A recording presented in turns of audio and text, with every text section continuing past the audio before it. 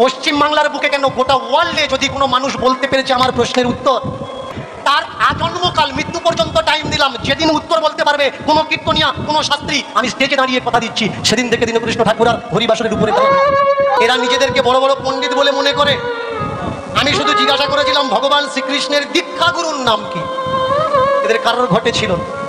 আমি সেই বৈষ্ণবকে মানি না যারা মানুষকে ঘৃণা করে, মানুষের হাতে খেতে চায় না, যারা মানুষকে ঘৃণা করে, নিজেকে শ্রেষ্ঠ মনে করে আর সমাজকে মনে করে নিকৃষ্ট। আমি সেই বৈষ্ণবকে নিন্দা করি।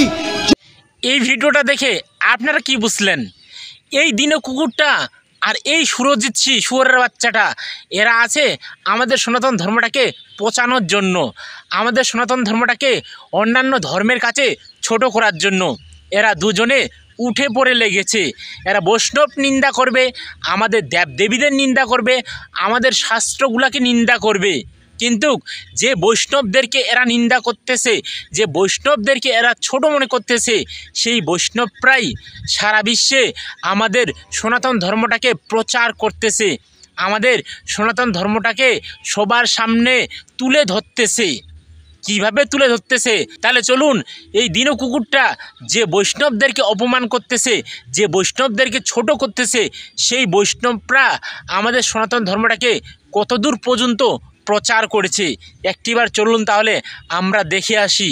আর আপনাদেরকে বলে রাখি যে এই দিনু কুকুরটা আমাদের সনাতন ধর্মটার প্রচার করতেছে না, আমাদের হিন্দু ধর্মটার প্রচার করতেছে না। এই দিনু কুকুরটা আমাদের সনাতন ধর্মটাকে ধ্বংস করে দিচ্ছে, নষ্ট করে দিচ্ছে। অন্যান্য ধর্মের কাছে এই দিনু কুকুরটা আমাদের সনাতন ধর্মটাকে ছোট্ট করে দিচ্ছে। তাহলে চলুন দেখে আসি যে বৈষ্ণবরা সারা বিশ্বে কী করতেছে।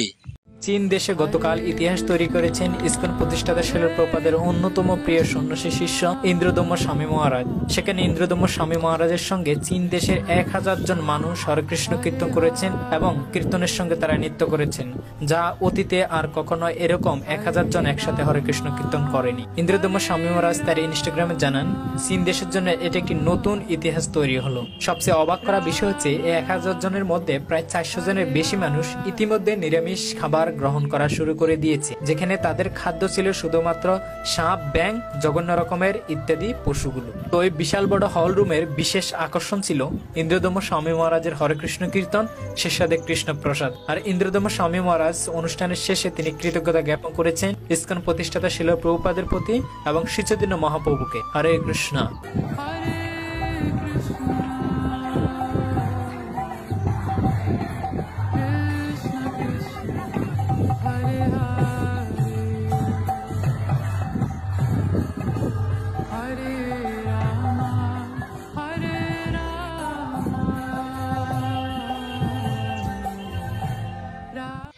কি এবার বুঝলেন তো এই দিনু কুকুরটার কি শক্তি আছে যে এভাবে সারা বিশ্বে আমাদের সনাতন ধর্মটাকে প্রচার করার?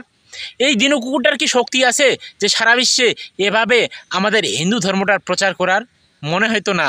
এ শুধুমাত্র পারে আমাদের দেবদেবীদের অপমান করতে, আমাদের শাস্ত্রগুলোর অপমান করতে, এবং আমাদের যেসব কীর্তনিয়া আমাদের সনাতন ধর্মটাকে প্রচার করতেছে, যেসব বৈষ্ণবরা আমাদের সনাতন ধর্মটাকে সারা বিশ্বে ছড়িয়ে দিচ্ছে, তাদেরকে অপমান করতে।